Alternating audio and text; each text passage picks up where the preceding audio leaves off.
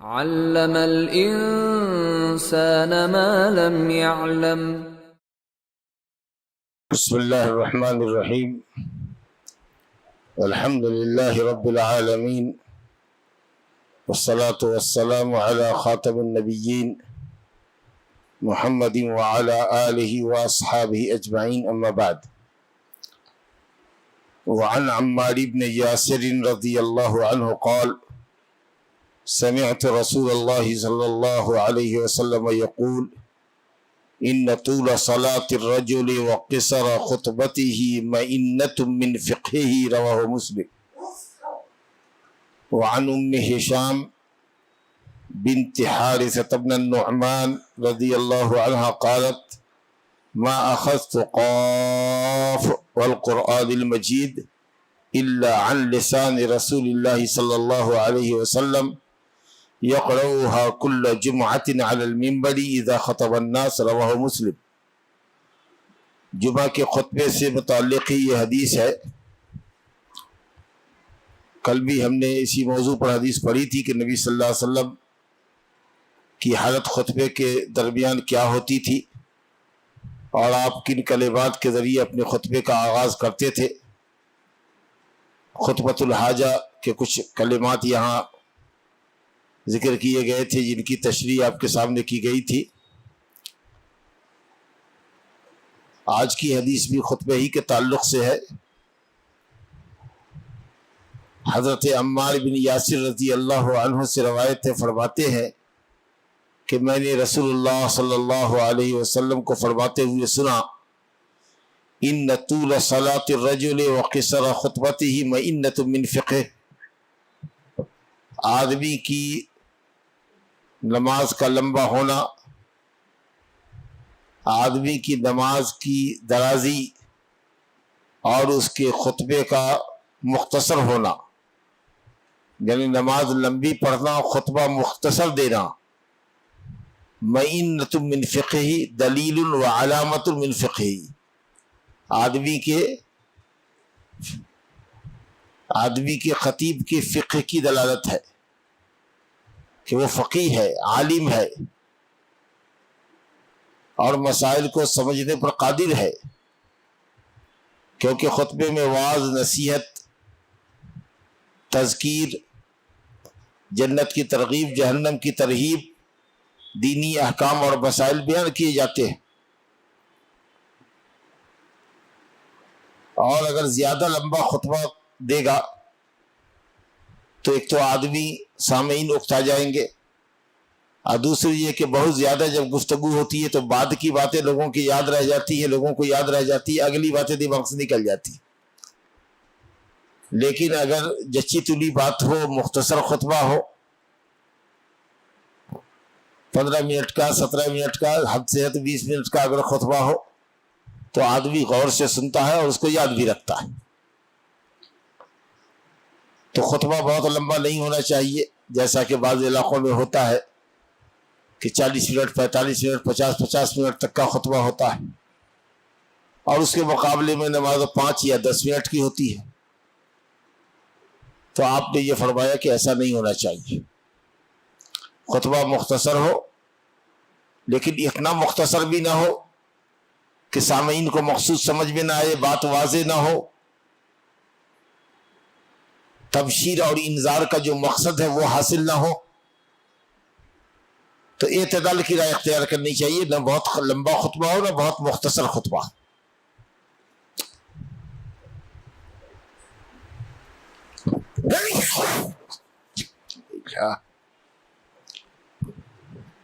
چنانچہ ہشام بنت حارثہ کہتی ہیں کہ میں نے سورہ قاف والقرآن المجید نبی صلی اللہ علیہ وسلم کے زبان سے سن کر ہی سیکھا.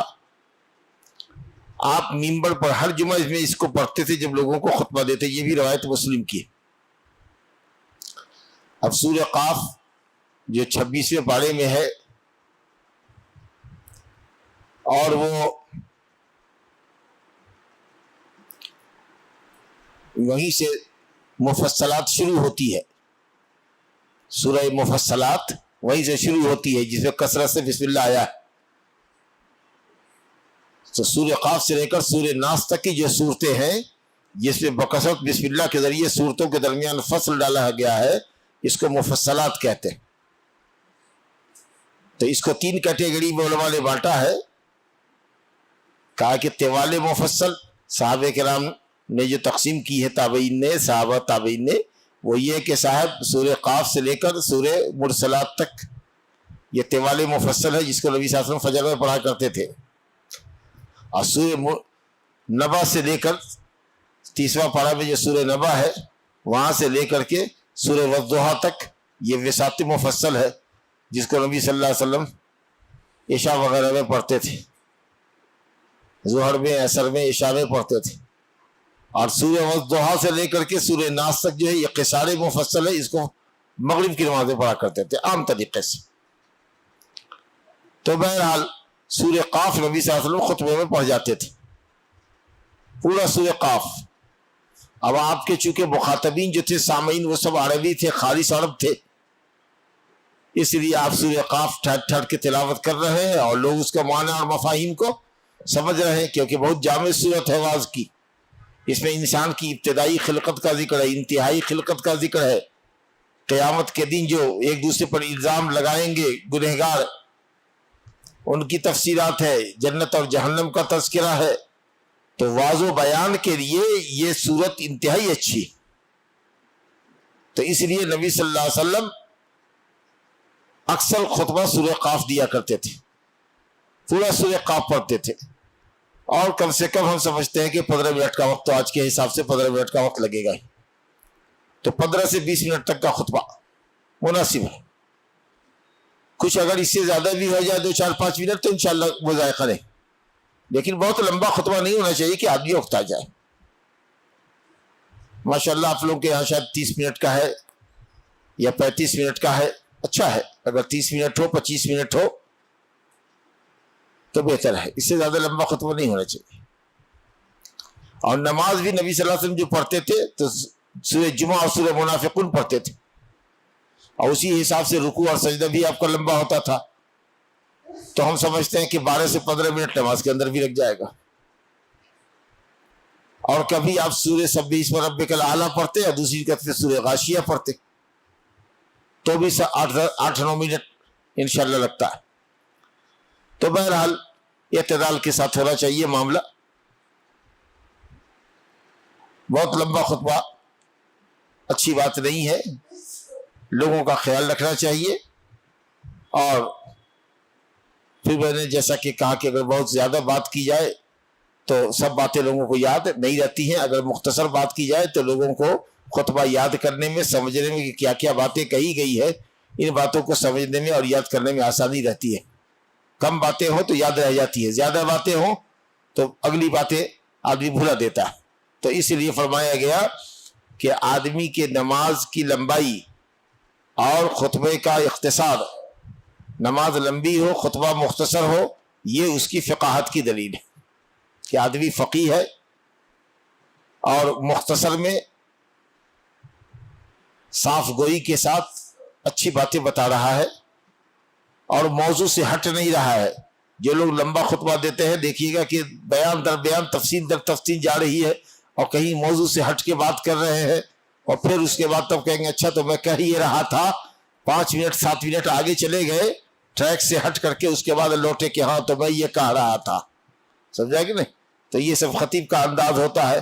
تو جلسہ جلوس میں تو چلتا ہے، گھنٹہ 2 گھنٹہ لوگ بیان کرتے ہیں، تو لیکن جمعہ کا خطبہ ایک دم جچا تلا ہونا چاہیے اور آدمی اچھے سے مطالعہ کر کے آئے اور قرآن حدیث پر مشتمل ہونا چاہیے۔ دیکھیے نبی صلی اللہ علیہ وسلم قرآن مجید سے بہتر نصیحت کے لیے کوئی کلام نہیں ہو سکتا۔ نبی صلی اللہ علیہ وسلم سورہ قاف کو ہمیشہ یا اکثر پڑھا کرتے تھے۔ اس کا مطلب یہ ہے کہ سب سے زیادہ مؤثر اگر کوئی کلام ہے تو وہ کلام رب العالمین ہے۔ تو اس لیے خطیب کے خطبے میں زیادہ قرآن مجید کا استعمال ہونا چاہیے، قرآنی آیات پڑھی جائے، حدیث پڑھی جائے، اس کا ترجمہ، اس کے معنی اور مفہوم کو واضح کیا جائے تو لوگوں کا دل مائل ہوتا ہے خطبے کی طرف کہ یہ اللہ کا کلام سنا رہا ہے، رسول کا کلام سنا رہا ہے، بزرگوں کی باتیں نہیں سنا رہا ہے، حکایات نہیں سنا رہا ہے، بزرگوں کے قصے نہیں سنا رہا ہے کہ بزرگوں سے یہ منقول کیا ہے۔ ہاں تو حکایت کی جاتی ہے کہ ایک بزرگ تھے، ہاں ایک حکایت کی جاتی ہے کہ ایک بزرگ تھے، یہ سب جعلی بناوٹی قصے سب نہیں ہوتے۔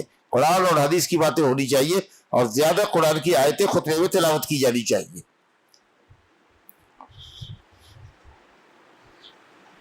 چنانچہ دیکھیے ایک صحابیہ ہیں ام ہشام بنت حارثہ، یہ کہتی ہے کہ پورا سورہ قاف اس کثرت سے نبی صلی اللہ علیہ وسلم نے منبر پر پڑھا جمعہ کے خطبے میں کہ یہ جمعہ میں حاضر رہا کرتی تھی تو نبی صلی اللہ علیہ وسلم کی زبان مبارک سے سن سن کر کے پورا سورہ قاف ہی یاد کیا، 3 رکوع ہے اب وہ یاد کر لیا۔ تو سورہ قاف ہو یا کوئی دوسری سورت واضح بیان کی ہو اس کے اوپر ہونا چاہیے، لیکن آج اگر ہم صرف سورہ قاف پڑھ لیں، اب بیان کسی اور چیز پر دیں تو 10 منٹ 12 منٹ 15 منٹ تو سورہ قاف پڑھنے میں لگ جاتا۔ ہماری قوم اردو داں ہوتی ہے، وہ سورہ قاف عربی میں سمجھ نہیں سکتی وہ قرآن ہے جب تک کہ اس کی تفسیر نہ کی جائے۔ تو اس لیے مقررین حضرات خطبہ حضرات 2-4 آیتیں کہیں سے پڑھتے ہیں اور اس کے اوپر بیان دیتے ہیں، لیکن ان کو سورہ قاف پر بھی خطبہ دینا چاہیے، سورہ قاف پڑھے اور اس کے مفاہیم کو لوگوں کے سامنے تفسیر کو معنی کو واضح کرے، اس کے اندر بہت حکمت ہے اور بہت واضح بیان ہے۔ تو کبھی کبھی خطبہ سورہ قاف پر بھی ہونا چاہیے، لیکن بعض جگہوں پر جو یہ عادت ہے کہ پورا سورہ قاف ایسے ہی پڑھ گئے سنت سمجھ کر کے، تو ایسا نہیں ہے کہ نبی صلی اللہ علیہ وسلم سورہ قاف پڑھتے تھے اور پھر موضوع کسی اور موضوع پہ تقریر کیا کرتے تھے اور نصیحت کیا کرتے تھے، ایسا نہیں ہے۔ سورہ قاف پڑھ کر کے خطبہ ختم کرتے تھے، کیونکہ آپ کے جو مخاطبین تھے وہ خالص عرب تھے، فصیح اللسان تھے، وہ جانتے تھے کہ اللہ تعالیٰ اس آیت میں کیا فرما رہا ہے۔ اور ہم لوگوں نے جو عادت بنا رکھی ہے، بعض مسجدوں میں عادت ہے، بعض اہل حدیثوں کی مسجد میں پورا سورہ قاف ایسے ہی پڑھ جاتے ہیں، اور اس کے بعد تب قال اللہ تعالیٰ فی القرآن المجید، اللہ تعالیٰ ایک جگہ اور کہہ رہا ہے فی موضع آخر، ایک آیت پڑھے گا اور اس کے اوپر 20 منٹ 25 منٹ تقریر کرے گا۔ تو صرف سورہ قاف مجرد پڑھنے کا تو کوئی فائدہ نہیں ہے، ہاں اس کی تفسیر بیان کی جائے اور سورہ قاف کو بھی خطبے کا موضوع بنایا جائے اور چند آیتیں پڑھی جائے، اس کے معنی اور تفسیر پر اگر خطبہ کیا جائے تو انشاءاللہ اچھا خطبہ ہوگا۔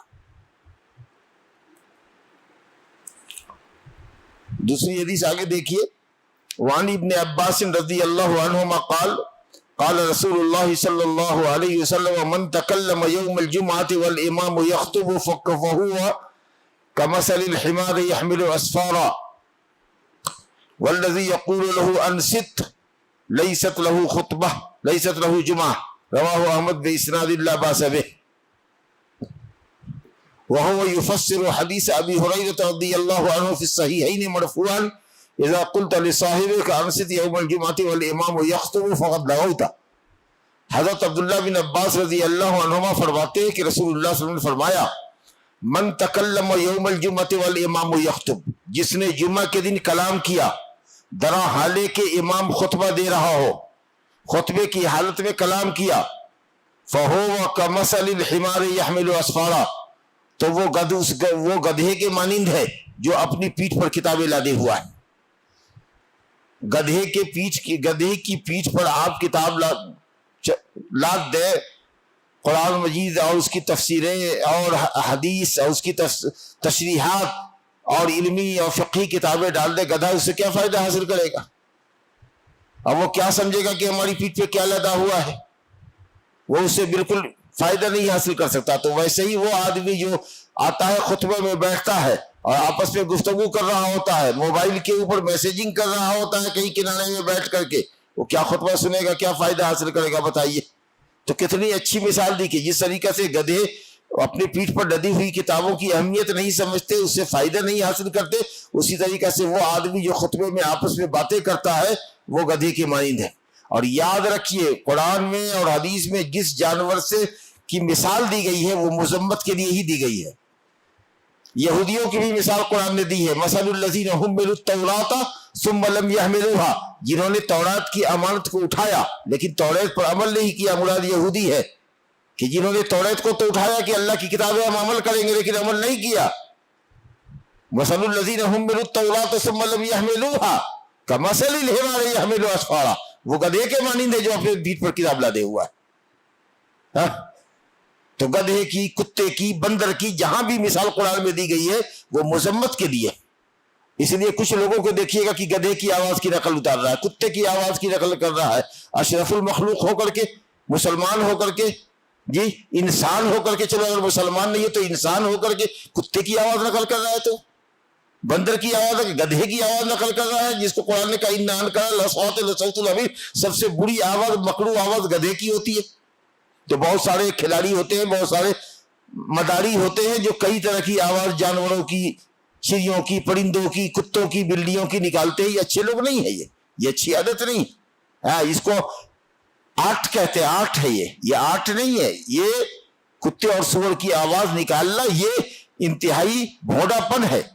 اللہ نے انسان کو مخلوقات میں بڑی فضیلت بخشی, اور خاص کے مسلمان بچوں کو تو ہرگز اس طرح کی عادت نہیں کرنی چاہیے کہ صاحب وہ گدھے اور کتے کی اور بندر کی اور بلی کی اور شیر کی دھاڑیں نکالے. اللہ نے جو نیچرلی آواز دی ہے وہ آواز نکالو.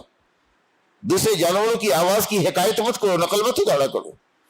تو بہرحال جو جمعہ کے دن کلام کرتا ہے, آپس میں گفتگو کرتا ہے, یا کسی سے گفتگو کر رہا ہے, موبائل آ رہا ہے, بار بار بج رہا ہے, لے لیا ذرا سا بات کر لیا, ہاں خطبہ ہو رہا ہے, جمعہ ہے, بعد میں بات کرتا, بند کر کے رکھ دیا. ارے موبائل سوئچ آف کر کے کیوں نہیں رکھتے؟ آنے سے پہلے سوئچ آف کر دو ایک دم, تاکہ وہ وائبریشن بھی نہیں ہو. وائبریشن میں بھی مت رکھو تاکہ تمہارا دماغ ڈسٹرب نہیں ہو. ایک دم سوئچ آف کرو, فلائٹ موڈ میں رکھو, گھر سے چلو اس کو بند کر دو. ہم تو کبھی مسجد میں موبائل لاتے ہی نہیں. جس کو کرنا ہوگا کر کے رکھے گا, انتظار کرے گا, اپن جائیں گے تو دیکھیں گے کس کا کیا ہے, اس کے حساب سے اس کو جواب دیں گے. اللہ کا فضل ہے, کبھی نہیں جاتے الا کہ سفر کے دوران ہو, اور سفر کے دوران ہو تو مسجد میں داخل ہونے سے پہلے سوئچ آف کر دیتے.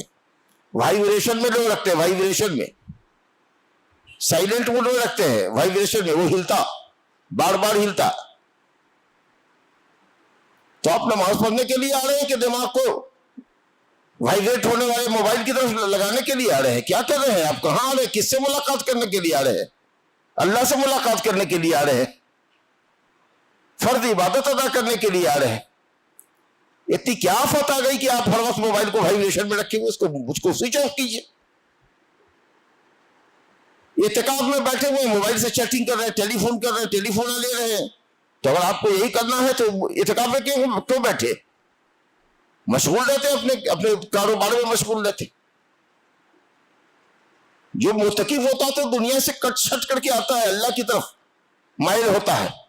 لیکن دیکھیے سب کے ہاتھ میں موبائل اور ٹیلی فون ہو رہے, واٹس ایپ پر, فیس بک پر چیٹنگ ہو رہی ہے, کاروبار چل رہے ہیں, ہدایات دی جا رہی ہیں کہ ایسے ایسے کر لو, ایسے ایسے کر لو. کیا فائدہ بھائی ایسے اعتکاف کا؟ مسجد میں آ رہے ہیں تو وہی حال ہے, امام کو کہنا پڑتا ہے موبائل بند کر لیجئے. تب سے موبائل چل رہا ہے, تب سے آج تک موبائل بند نہیں کرتے لوگ, اور امام کو کہنا پڑتا ہے موبائل بند کر لیجئے. اشتہار لکھنا پڑتا ہے, مہربانی کر کے مسجد میں موبائل سوئچ آف کر لے. وہ لکھتا ہے سوئچ آف کرنا, یہ آپ کر دیتے ہیں اس کو وائبریشن پر. اب پوری نماز میں آپ خود بھی ڈسٹرب رہتے ہیں, دوسرے کو ڈسٹرب کرتے ہیں. والعیاذ باللہ. کہاں آ رہے ذرا سوچئے, گھر سے نکلیے تو مسجد دماغ میں رہے, مسجد کو دماغ میں لے کر کے آئیے, اللہ سے ملاقات کو دماغ میں لے کے آئیے, تاکہ جب یہاں رہیے تو آپ کا دل دماغ اللہ کی طرف مائل ہے. اس کا خیال رکھیے. والذی یقول له انصت, گفتگو کرنے والا اگر کوئی کر رہا ہے تو وہ تو گدھا ہے ہی. اگر آپ نے کہا کہ چپ یا چپ رہو, چپ کرو, اگر آپ نے یہ بات کہی تو حدیث میں ہے کہ لیست لہ جمعہ, آپ کا جمعہ نہیں ہوگا. اب آپ بتائیے, وہ غلط کام کر رہا ہے, منکر کر رہا ہے, خلاف شرع کر رہا ہے, اور آپ اس کو خلاف شرع کام سے منع کر رہے ہیں, تو آپ کا جمعہ نہیں ہوا. کیونکہ جمعہ کے درمیان, خطبہ کے درمیان چپ رہنا ہر شخص کے لیے ضروری ہے. اب آپ بتائیے کہ اگر غلط کام کرنے والے کو ٹوکنے سے جمعہ ہمارا خراب ہو رہا ہے, تو جو غلط کام کر رہا ہے اس کا کیا بنے گا؟ اللہ اکبر. سمجھا؟ تو اسی لیے اپنے جمعے کو خراب مت کیجیے. اگر ممکن ہو اشارے سے چپ کرنا تو ایسا کر لیجیے. یا اگر دیکھیے کہ زیادہ گفتگو کر رہے ہیں دو آدمی, تو خاموشی سے چپکے سے اٹھے, ایک کا ہاتھ پکڑا اور لے کر کے بولنا کچھ نہیں. اگر تفریق کر دیجیے دونوں کو, ایک جگہ سے ہٹا کے ایک کو دوسری جگہ بیٹھا دیجیے, وہ سمجھ جائے گا کہ چونکہ ہم لوگ بات کر رہے تھے, اس کو ڈسٹرب ہو رہا تھا, اسی لیے ایسا کر لیا, خاموش ہو جاتا. تو اگر بغیر بولے ہوئے اس کا ہاتھ پکڑ کر کے اٹھا کر کے ادھر لے آ کے بیٹھا دیا, یا اشارہ کیا اور وہ سمجھ گیا کہ یہ چپ کر رہا ہے, چپ ہو گیا تو ٹھیک, ورنہ آپ بات مت کرو اس سے, مت کہو چپ رہو, خطبہ ہو رہا ہے, ورنہ آپ کا جمعہ چلا جائے گا, زور کی نماز ہو جائے گی آپ کی. مسند احمد کی روایت ہے، سند لا باس بہ، قابل استدلال سند ہے، اور حدیث اس مضمون کی صحیحین میں آئی ہے۔ حضرت ابو ہریرہ رضی اللہ عنہ سے نبی صلی اللہ علیہ وسلم نے فرمایا کہ اذا قلت لصاحبک انصت یوم الجمعہ، اگر جمعہ کے دن تم اپنے کسی بھائی کو، کسی ساتھی کو چپ رہنے کے لیے بولتے ہو، درا حالے کہ امام خطبہ دے رہا ہے، فقط لغوتا، تو تم نے لغو کام کیا، بیہودہ کام کیا، بیہودہ کام کیا۔ بخاری شریف مسلم کی روایت ہے ابو ہریرہ سے۔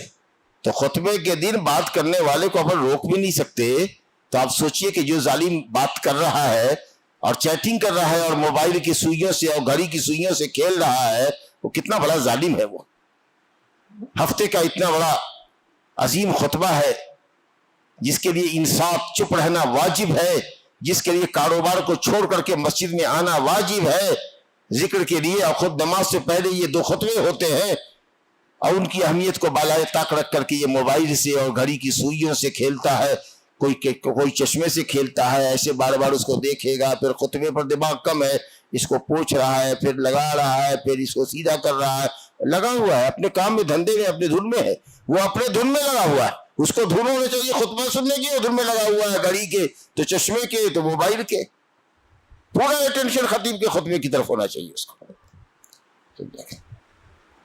اب اگر کوئی شخص آیا، مثال کو طور پر دیکھیے حدیث آ رہی ہے، وعن جابر رضی اللہ عنہ قال دخل رجل یوم الجمعہ، ایک شخص جمعہ کے دن مسجد میں داخل ہوا، نبی صلی اللہ علیہ وسلم خطبہ دے رہے تھے، تو آ کے وہ آدمی بیٹھ گیا، تو آپ نے فرمایا صلیتا، نماز پڑھی تم نے؟ تو اس نے کہا لا، نہیں۔ تو آپ نے کہا قم، کھڑے ہو، فصلی رکعتین، اور 2 رکعت نماز پڑھو، اور ایک روایت میں ہے وَلْيَتَجَوَّزْ فِيهِمَا وَلْتَتَجَوَّزْ فِيهِمَا وَاخْتَصِرْ فِيهِمَا، ہلکی پڑھو، ہلکی، تاکہ جلد سے جلد خطبے سے فارغ ہو کر، نماز سے فارغ ہو کر خطبے کو سنو۔ اس نماز کو کیا کہتے ہیں؟ تحیت المسجد، مسجد کے احترام کی نماز، یہ اللہ کا گھر ہے، یہاں اللہ سے ملنے کے لیے آئے ہو، اس کے احترام کا تقاضا یہ ہے کہ یہاں بیٹھنے سے پہلے تم کو 2 رکعت نماز پڑھنی پڑے گی۔ خطبے کی حالت میں خطبہ سننا واجب ہے، پھر بھی یہ کہا جا رہا ہے کہ اگر آئے تو بیٹھنے سے پہلے 2 رکعت نماز پڑھے۔ کہا گیا کہ واجب کو چھوڑا اس نے نماز کے لیے، نماز پڑھے گا تو ظاہر ہے کہ خطبہ تو نہیں سنے گا 2 رکعت کے درمیان میں، اس کا مطلب یہ کہ تحیت المسجد واجب ہے۔ علماء ظاہریہ کہتے ہیں کہ واجب ہے، کیونکہ واجب کو چھوڑ رہا ہے، خطبہ سننا جو واجب ہے اس کو چھوڑ کے 2 رکعت نماز پڑھ رہا ہے، خطبے سے توجہ ہٹا کے نماز پڑھ رہا ہے، تو واجب کا ترک تو واجب ہی کے لیے کرے گا نا۔ دلیل میں تو قوت ہے، لیکن جمہور امت کے علماء نے کہا کہ واجب نہیں ہے۔ نبی صلی اللہ علیہ وسلم آتے تھے، ممبر پر چڑھ جاتے تھے، تب جا کے نہیں۔ اور بھی کئی روایتیں ہیں، یا رسول اللہ کتنی نمازیں فرض ہے؟ تو آپ نے کہا دن رات میں 5 وقت کی نماز فرض ہے۔ کہا اس کے علاوہ بھی کوئی نماز؟ کہا نہیں، اس کے علاوہ جو ہے سب نفل ہے، لیکن یہ ماننا پڑے گا کہ سنت تاکیدی ہے، سنت تاکیدی ہے، یہ سمجھا؟ سنت تاکیدی ہے، اس لیے تحیت المسجد کا اہتمام کیجیے۔ آئے ابھی 2 منٹ باقی ہے، 3 منٹ باقی ہے، بیٹھنا چاہتے ہیں 2 رکعت پڑھ کے بیٹھی، یہ مسجد کا احترام۔ تو کہا کہ خطبے کے دوران بھی 2 رکعت نماز پڑھ کے بیٹھنا چاہیے۔ نبی صلی اللہ علیہ وسلم کی حکمت دیکھیے کہ جو آدمی آ کے بیٹھا تو آپ نے یہ نہیں پوچھا کہ کیوں بیٹھے، یہ پوچھا کہ کیوں نماز پڑھے، کیونکہ ہو سکتا ہے کہ وہ باہر سے نماز پڑھ کر آیا ہو اور جگہ خالی ہو تو بیٹھا۔ تو آپ نے پوچھا کیا نماز پڑھی؟ تو اس نے کہا نہیں۔ تو آپ نے کہا اٹھو نماز پڑھو۔ تو اگر کوئی لا علمی میں بیٹھ جائے تو امام کو چاہیے کہ اس کو ٹوکے کہ نماز پڑھی، اگر کہا کہ نہیں، گردن ہلایا نہیں، اٹھو 2 رکعت ہلکی نماز پڑھو۔ اور اگر امام دیکھ رہا ہے کہ ایک آدمی آیا ہے سیدھے، وہاں چپل اس نے اتاری ہے، سیدھا یہاں آ کر کے بیٹھ گیا، تو پوچھنے کی بھی ضرورت نہیں ہے کہ صلیت، کیا تم نے نماز پڑھی؟ کہ قم فصلی رکعتین، اٹھو 2 رکعت نماز پڑھو۔ اس سے پوچھنے کی ضرورت ہے کیونکہ امام دیکھ رہا ہے کہ وہ داخل ہوا اور سیدھے آ گیا۔ لیکن اگر ہم نے اس کو آتے ہوئے نہیں دیکھا، بیٹھتے ہوئے نہیں دیکھا، تو ممکن ہے کہ مسجد کے کسی کنارے میں اس نے نماز پڑھ لی ہو، اس لیے اس سے یہ پوچھو کہ کیا نماز پڑھی، اگر کہے نہیں تو کہو کہ اٹھو نماز پڑھو۔ ایک تو یہ بات سمجھ میں آئی. دوسری بات یہ سمجھ میں آئی کہ اگر امام کسی سے مصلحت کی بنیاد پر ضرورتاً اور مصلحتاً اس سے بات کرے، ارے آپ نے نماز پڑھی، تو آپ اس کو جواب دے سکتے ہیں ہاں یا نہیں میں. حضرت عمر بن خطاب خطبہ دے رہے ہیں، حضرت عثمان غنی رضی اللہ عنہ آئے تاخیر سے. کہا کہ لوگوں کو کیا ہو گیا کہ اذان سنتے ہیں اس کے بعد آتے ہیں، دیر سے آتے ہیں، کیوں دیر سے آئے؟ تو حضرت عثمان نے جواب دیا تو اگر امام کوئی سوال کرے تو آپ خطبے کی حالت میں جواب دے سکتے ہیں. جس سے سوال کر رہا ہے وہی جواب دے گا، آپ اس کی طرف سے وکالت مت کیجیے، اپنا خطبہ برباد مت کیجیے، آپ کو چپ رہنا ہے. جس سے امام نے سلام کیا، سوال کیا کہ تم نے نماز پڑھی، غسل کر کے آئے، کہا کہ نہیں اذان سنا سیدھے گئے، وہ گھر میں وضو کیا آ گئے. کہا کہ ایک تو دیر سے آئے اور دیر سے بھی آئے تو بغیر غسل کیے ہوئے آ گئے جمعہ کو. ارے سمجھنا چاہیے آپ کو. یعنی میں کہہ رہا ہوں کہ حدیثیں ہیں واضح طور پر کہ جمعہ کے دن غسل واجب ہے، سمجھا؟ حدیث ہے غسل الجمعہ واجب علی کل محتلم، ہر بالغ کے اوپر جمعہ کے دن آنے کے وقت غسل واجب ہے، ہر بالغ کے اوپر جو جمعہ میں حاضر ہوتا ہے. تو اس معلوم ہوا کہ اگر امام کسی سے سوال کرتا ہے تو وہ خطبے میں امام سے روبرو ہو سکتا ہے، جواب دے سکتا ہے. اسی طریقے سے اگر کوئی آیا یا بیٹھا ہوا ہے خطیب کے سامنے خطبہ سن رہا ہے اور اس کو کچھ کہنے کی ضرورت ہے امام کو،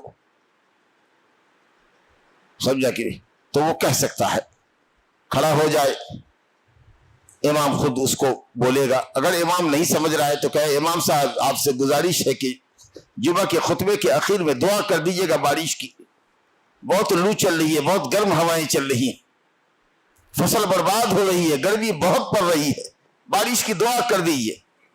تو اگر وہ اتنا امام سے مخاطب ہو رہا ہے اور ضرورت ہے اس کی تو اس کا خطبہ بھی ضائع نہیں ہوگا. ایک شخص مسجد میں دیہاتی داخل ہوا اور اس نے کہا کہ یا رسول اللہ دعا فرما دیجئے، قحط سالی پڑی ہوئی ہے، سب طرف ہاکار بچی ہوئی ہے.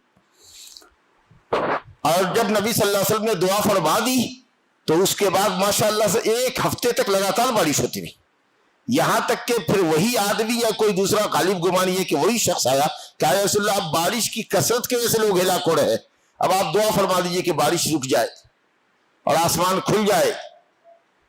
تو اگر ایسی کوئی ضرورت ہو تو امام سے گزارش کرنے میں خطبے کی حالت میں جو اس میں کوئی مصلحت ہو، اگر عام لوگوں کی مصلحت ہو تو اس میں کچھ کہنے میں کوئی حرج نہیں ہے.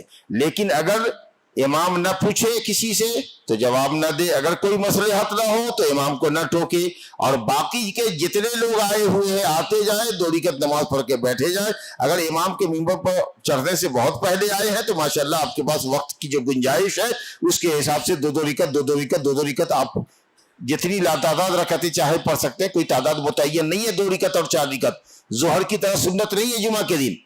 جمعہ کے دن ظہر سے پہلے کوئی سنت نہیں ہے، نفل ہے. تو 2 رکعت تحیت المسجد یا جتنا پڑھنا ہے تم کو امام کے ممبر پر پڑھنے سے پہلے 4 رکعت 6 رکعت 8 رکعت 10 رکعت جتنا پڑھنا ہے، یا آپ 1 گھنٹہ پہلے آئے ہوئے 2 رکعت پڑھیں گے تو 20 رکعت پڑھ لیں گے تو آپ پڑھیے 20 رکعت، کوئی حرج نہیں. اور اگر آپ آئے، اب کچھ لوگ سوال کرتے ہیں اور کچھ لوگوں کو دیکھتا بھی ہوں پریکٹیکل لائف میں، ممبر پر ہم ہیں بیٹھے ہوئے، اذان ہو رہی ہے تو کچھ لوگ آ کر کے کھڑے ہوتے ہیں اذان کا جواب دینے کے انتظار میں. اب معلوم نہیں وہ جواب دیتے ہیں کہ نہیں دیتے ہیں، ہم نہیں جانتے کہ پڑھے لکھے ہیں کہ نہیں ہے. اکثر لگتا ہے گاؤں دیہات کے اندر کی جاہل ہوتے ہیں. اور اس کے بعد وہ درود بھی نہیں پڑھتے، دعا بھی نہیں پڑھتے، ان کو دعا بھی یاد نہیں ہے اذان کے بعد کی، لیکن رہتے ہیں. اور اس کے بعد جب خطیب خطبہ دینا شروع کرتا ہے تو بندہ کھڑا رہتا ہے اذان کا ختم ہونے تک. اب جواب دیتا ہے کہ نہیں جواب دیتا وہ جانے، اس کا رب جانے. دعا درود پڑھتا ہے کہ نہیں پڑھتا وہ جانے. لیکن دیکھتے ہیں جیسے لا الہ الا اللہ یہ مؤذن نے کہا اللہ نیت مانتا ہے، اس کا مطلب کہ دعا درود نہیں پڑھا اس نے، سمجھا کہ نہیں. اور اس کے بعد نماز پڑھتا ہے اور خطیب کا خطبہ چھوڑتا ہے. تو اہل علم نے کہا کہ اگر کوئی شخص آوے عام دنوں میں، جیسے تم ابھی ظہر کے وقت آئے، عصر میں آئے اور اذان ہو رہی تھی، 1-1.5 منٹ 2 منٹ کی تو بات ہے، کھڑے ہو کر کے اذان کا جواب دے لو، کوئی خطبہ تمہارا نہیں چھوٹ رہا ہے. اس کے بعد 2 رکعت نماز تحیت المسجد پڑھ کے بیٹھو. اور اگر ظہر سے پہلے آئے ہو، ظہر کی ہے تو 4 رکعت سنت پڑھو، عصر میں آئے ہو تو 4 رکعت نفل پڑھو. آپ سمجھ رہے ہیں نا؟ عشاء میں آئے ہو تو 2 رکعت سنت تحیت المسجد پڑھو، یا ایسے ہی سنت نفل پڑھو، مطلق پڑھو. لیکن جب خطبے میں آؤ جمعہ کے وقت میں اور دیکھو کہ خطیب منبر پر ہے تو بہتر یہ ہے کہ اب مؤذن کی اذان کا جواب مت دو. اذان کا جواب دینا مستحب ہے، سنت ہے، واجب نہیں ہے. صحیح قول میں آپ آؤ اللہ اکبر، تاکہ جب تک وہ اذان دے کر کے ختم ہوتا ہے تم اپنی نماز سے تحیت المسجد سے فارغ ہو لو، تاکہ امام جب خطبہ شروع کرے گا تو پورا خطبہ تو توجہ سے سنو گے، کیونکہ خطبہ سننا واجب ہے اور اذان کا جواب دینا مستحب ہے. تو مستحب کے لیے رکے ہوئے ہو، اور جب وہ واجب شروع کرے گا تو سنت پڑھو گے. تو عام وقتوں میں تو ٹھیک ہے، اگر اذان ہو رہی ہے تو اذان کا جواب دے دو، اس کے بعد سنت پڑھ لو. ہم خرما ہم ثواب، یہ بھی ثواب ملا وہ بھی ثواب ملا. لیکن اگر جمعہ کا دن ہے اور آئے آپ حی علی الصلاۃ حی علی الفلاح پر تو ٹھیک ہے، اگر ایک منٹ کی بات ہے رک سکتے ہو تو ٹھیک، ورنہ اگر پوری اذان اور اس کے بعد دعا اور درود پڑھنے میں اگر مشغول ہو گئے تو خطبہ واجب کا سماع یا استماع غور سے سننا چھوٹ جائے گا. تو اسی لیے بہتر یہ ہے کہ اس وقت اذان کا جواب نہ دے کر کے جمعہ کے خطبے میں اگر اذان کے وقت آپ آئے ہیں تو بہتر یہ ہے کہ آپ تحیت المسجد پڑھ لیں. لیکن بہرحال تحیت المسجد اب بالکل آخر میں کوئی آیا ہے، دوسرا خطبہ چل رہا ہے، اس کو معلوم ہے کہ 1:20 پہ یہاں خطبہ ختم ہوتا ہے، 1:19 پر وہ پہنچا ہے. اب جیسے ہی نماز شروع کرے گا خطیب اتر جائے گا تو اس کو کھڑے کھڑے انتظار کرنا چاہیے خطیب کے خطبے کے ختم ہونے کا. بات سمجھ میں آئی نا؟ تاکہ نماز میں شامل ہو جائے. بیٹھے نہیں، کھڑا انتظار کریں کیونکہ نماز ہونے والی ہے. سمجھ گئے؟ 1 منٹ باقی ہے تو کیا کھڑے ہو، امام اب نماز میں آئے گا. سمجھا کہ نہیں؟ اگر اسی طریقے سے کسی کے پاس کوئی نماز چھوٹی ہوئی ہے مثال کے طور پر، ابھی عصر کی نماز ہونے والی ہے تو وہ تحیت المسجد نہ پڑھ کے اس کی ظہر کی نماز 4 رکعت چھٹی ہوئی ہے، کہیں سے بھاگتا ہوا آ رہا ہے، وہ 4 رکعت نماز اگر پڑھ لے گا تو تحیت المسجد میں داخل ہوگا کہ نہیں ہوگا؟ ہو جائے گا. مقصد یہ ہے کہ مسجد میں بیٹھنے سے پہلے نماز پڑھو. اگر کوئی منت کی 2 رکعت نماز تمہارے اوپر واجب تھی، مسجد میں آئے اسی منت کی نماز کی نیت سے 2 رکعت پڑھ کر کے بیٹھ جاؤ، ٹھیک ہے. مقصد یہ کہ کچھ نماز پڑھ کے بیٹھنا ہے. اور نماز کی رکعت ہونی چاہیے 2 رکعت کا صلی رکعتین، 2 رکعت نماز پڑھو، ہلکی نماز پڑھو تاکہ خطبے کے لیے فارغ ہو.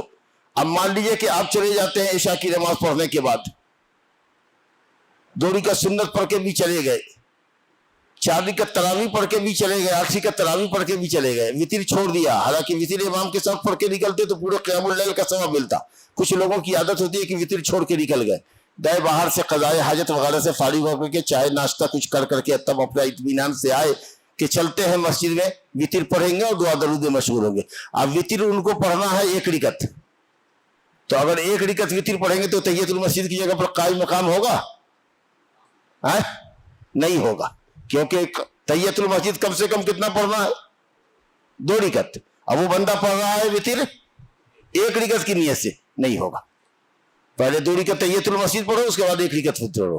لیکن ہاں اگر وتر 3 رکعت پڑھنے والا ہے، 5 رکعت پڑھنے والا ہے، 1 سلام سے یا کئی سلام سے، تو الحمدللہ تحیت المسجد اس کے اندر داخل ہے.